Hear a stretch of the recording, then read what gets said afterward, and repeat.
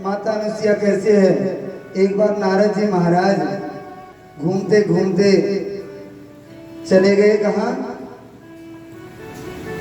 कैलाश में। वहाँ माता पार्वती से मिले और माता पार्वती से मिलकर माँ से कहा कि मैं तो पृथ्वी में घूम के आया हूँ और मैंने देखा कि माता अनुसुईया से बढ़कर कोई पतिव्रता नारी नहीं है। अरे मैं तो अपने पति की खूब सेवा करती हूँ। माता पार्वती कहती है, बोले आप भी पतिव्रता नारी है, लेकिन अनुसुईया से बढ़कर कोई पतिव्रता नारी नहीं है। इतना कहकर महाराज वही फिर ब्रह्मलोक ब्रह्माणी से भी वही बात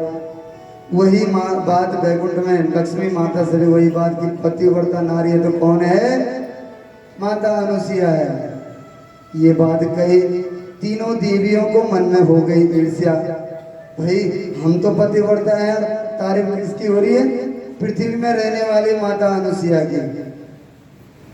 महाराज तीनों देवियों ने अपने तीनों देवों को ब्रह्मा विष्णु महेश से कहा परीक्षा लेकर आओ उनकी। अरे देवी नारद जी तो ऐसे हैं, बोलते रहते हैं, उनकी बात को छोड़ो।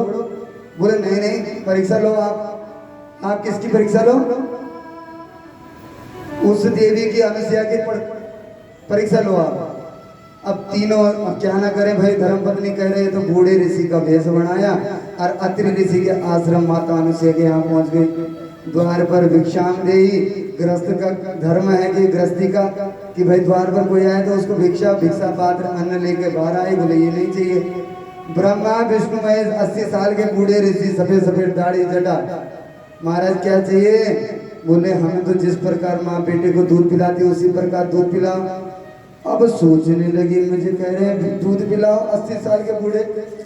अपने पतिव्रता धर्म पर क्या है, विश्वास है।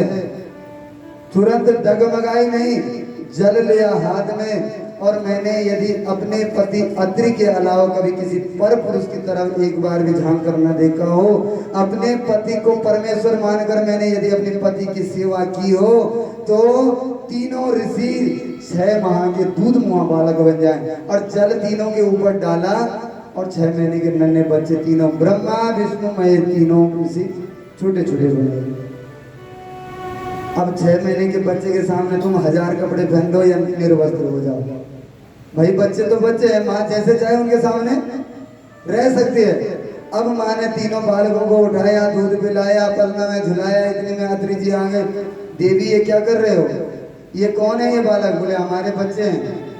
अरे देवी झांक कर देखकर पहचान गए, ब्रह्मा विष्णु महेश तीनों पलना में झुला रही है। कौन, माता अनुसुईया। अब जब कई समय तक पतिदेव लौट कर नहीं आए तो फिर महाराज खोज हो गई। तो नारद जी ने बताया, भाई तुमने भेजा कहाँ था, वहां भेजा था। महाराज वहां जाकर देखो तो 6 महीने के बच्चे पहचानने में नहीं आ रहा कौन मेरा वाला है कौन दूसरे का है। महाराज माता से प्रार्थना करी, माँ हमसे भूल हो गई। और जब प्रार्थना करी तो माँ ने इनके तीनों के पति इनको लौटाए। तीनों देव त्रिदेव बन गए, ब्रह्मा विष्णु महेश तीनों त्रिदेव बन गए।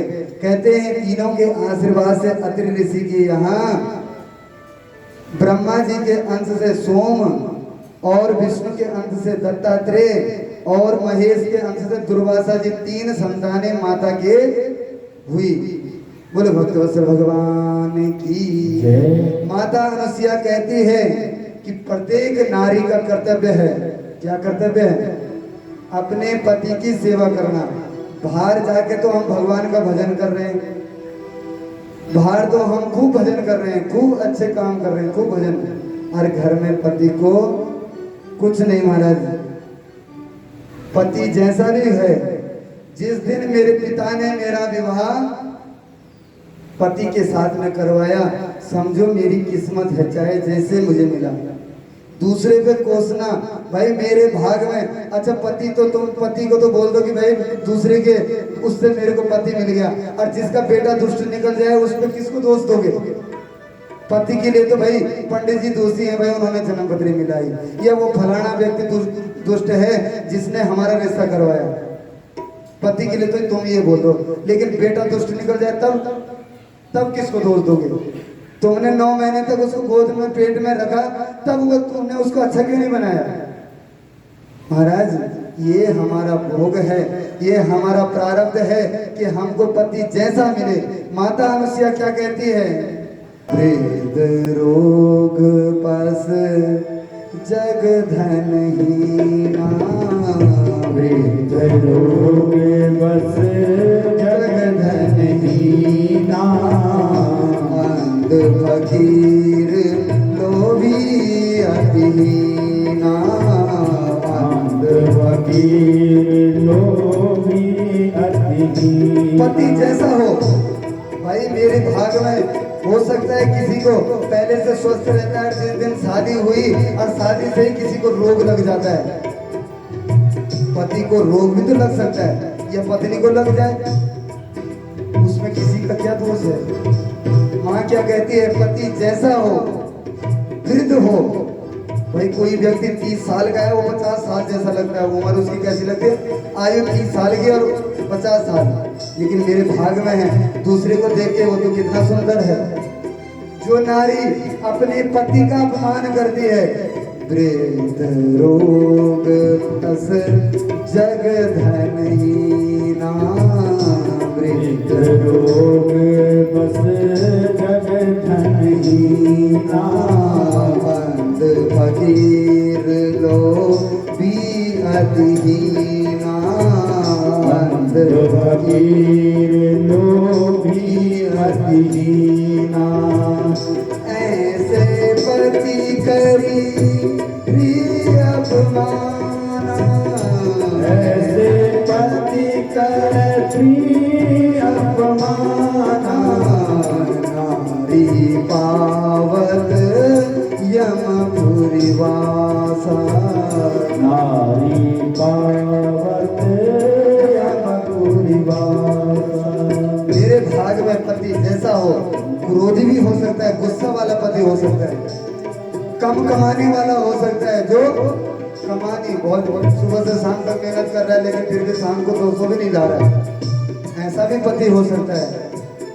ऐसा भी हो सकता है, जैसा भी हो पति, वृद्ध रोग पस, चाहे जगहीन निर्धन हो, फकीर हो, लोभी हो, भिखमंगा हो, कैसा भी हो, लेकिन मेरे पिता ने मेरा पाणी ग्रहण उससे करवाया है, वो मेरा पति है।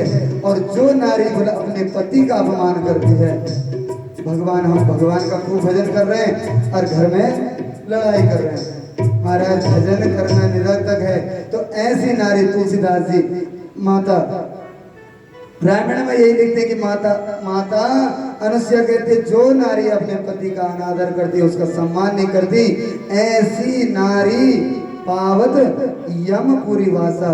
कहाँ? यमराज के लोक में। और यमराज पूरी